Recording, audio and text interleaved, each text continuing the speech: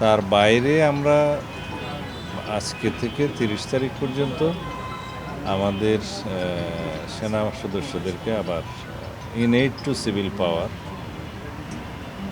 আমরা আইন মোতাবেক এই Dhaka metro, Chattogram metro, Narayanganj, Gazipur metro এবং এর বাইরে দুটো জেলা তাতে আমরা ডিপ্লয় করেছি যাতে যে কোনো রকমের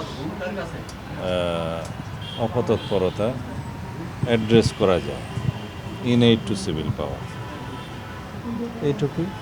মাননীয় মন্ত্রী, যেখানে পুলিশকে সরকার আরো পুলিশের প্রতি যে অনাস্থা তৈরি হয়েছে সাধারণ মানুষের আস্থায় নিতে যাচ্ছে, সেখানে সেনাবাহিনী তুলে দেওয়ার প্রক্রিয়া শুরু হয়, আবার 6 জেলায় সেনা মোতায়েনের সিদ্ধান্ত। এখানে আস্থা অনাস্থার প্রশ্ন আসে কেন? আমাদের পুলিশ বাহিনী যে সমস্ত কৃতিত্বপূর্ণ কার্যকলাপ করেছে, অ্যাচিভমেন্ট আছে, সবগুলোর জন্য আমরা পুরস্কৃত করেছি। দুই একটা জায়গায় যেখানে একটু শৃঙ্খলাপন্থী কর্মকাণ্ড করেছে তাদেরকে আমরা পানিশ করেছি।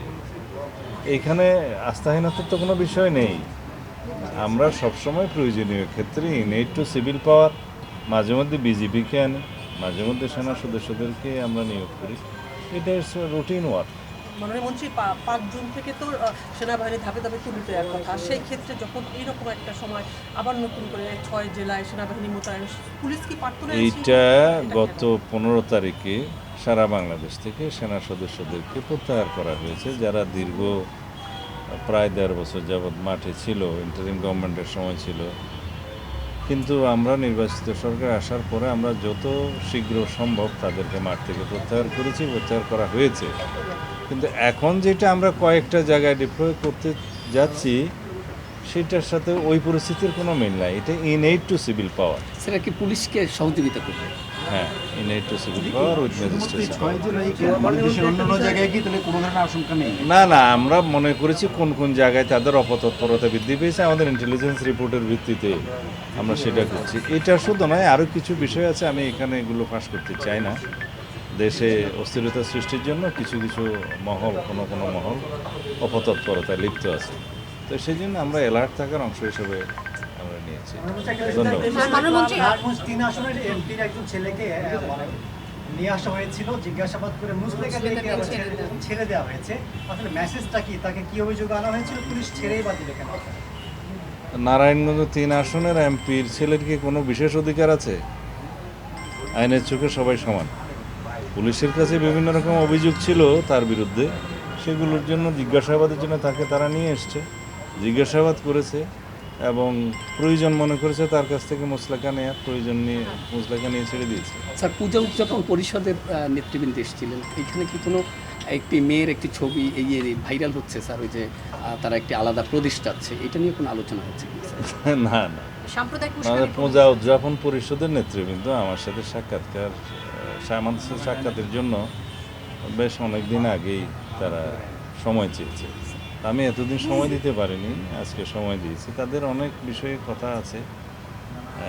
আমাদের দেশের যারা হিন্দু ভাই বোন তাদের পক্ষে তাদের অনেক দাবি দেওয়া আছে বিভিন্ন বিষয়ে, সেগুলো নিয়ে তারা কথা বলেছে। আমরা সহযোগিতা চেয়েছি, আমাদের যেন সাম্প্রদায়িক সম্প্রীতি বহাল থাকে, আমরা যেন সবাই ঐক্যবদ্ধ থাকি, সেভাবে যেন সবাই কাজ করে। তার মধ্যে প্রসঙ্গক্রমে একজন ভদ্রমহিলা যিনি আলাদা প্রদেশ চেয়েছে বললেন, সেই প্রসঙ্গটাও এসছে। আমরা বলেছি হয়তো তার স্লিপ অফ টাং হতে পারে, তাকে যেন সেই মেসেজটা দেওয়া হয়। হয়তো অনেকে অনেক সময় বক্তৃতা দেওয়ার সময় অতি উৎসাহে অনেক কিছু বলে দেয়। মাননীয় মন্ত্রী, 11 দলের আগামী দিনে সমাবেশ ডেকেছে 11 দল তারা আজকে, এবং তারা বলেছে যে ইন্টারিম সময় যে আইন শৃঙ্খলা ছিল তার চেয়ে অনেক বেশি খারাপ হচ্ছে। সব প্রশ্ন একজন করে কেন? তোমরা কেউ প্রশ্ন সব প্রশ্ন এই প্রশ্নটা একটু বলে। এখন তারা বলছে ইন্টারিমের সময় থেকে গুম বেশি হয়েছে 11 দল। এবং জামাতের যে সেক্রেটারি তিনি বলেছেন যে আসলে ইন্টারিম গভর্নমেন্ট থেকে এই সময়টাতে আরো আইন শৃঙ্খলা সত্যিকার ডাটা, তথ্য, রিপোর্ট সব কিছু বিশ্লেষণ করে দেখুন, বিগত যে কোনো সময়ের তুলনায় অন্যান্য বৎসর এবং মাসওয়ারি অপরাধ চিত্র আমাদের এই সময়ে অনেক কম। প্রধানমন্ত্রী